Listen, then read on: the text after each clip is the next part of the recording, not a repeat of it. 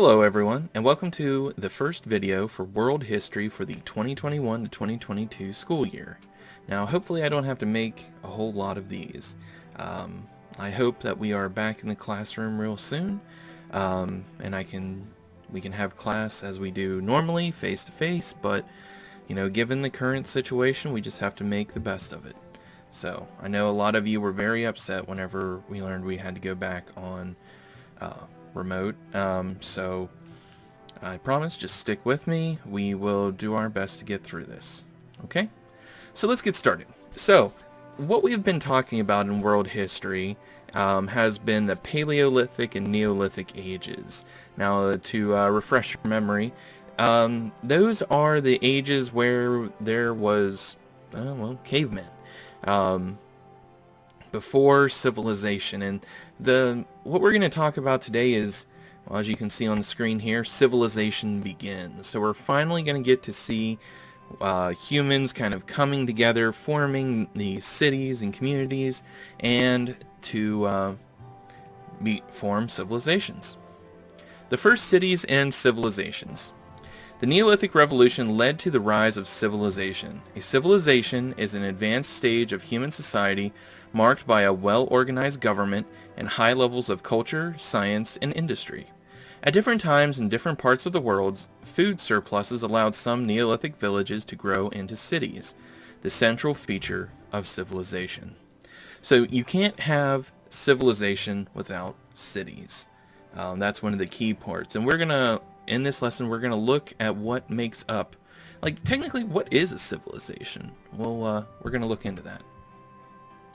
So, the first civilizations were river valley civilizations.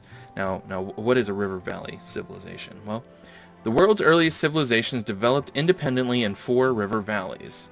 The first one was the civilization of Sumer, rose along the Tigris and Euphrates rivers in the Middle East. A second river valley civilization developed along the Nile River in Egypt.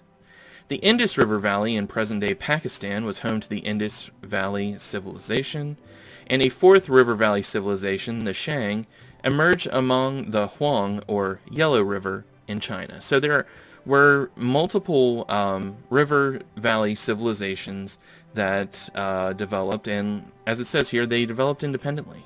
Now there are certain characteristics about river valleys that are unique and helpful for civilizations to spring up and flourish there. River valleys had many advantages for Neolithic farmers.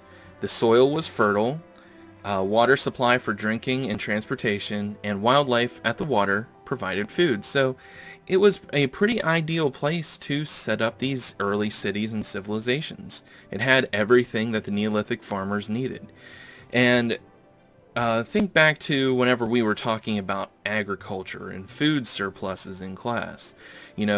Having easy access to everything you need for farming is going to be ideal, and just what the Neolithic farmers needed. Now, whenever you live near a river, as some of you in class do, you know that flooding is a potential problem. Flooding posed problems, however, to early farmers just as it does today. Floodwaters could destroy crops and even whole villages. They also needed to take water from the rivers to irrigate crops. Historians think that the need for complex flood control and irrigation projects led to the rise of strong, well-organized governments, another foundation of civilization.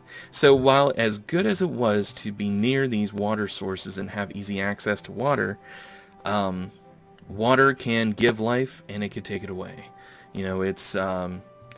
We see it in our own country today with the recent hurricanes in the southern part of the country, and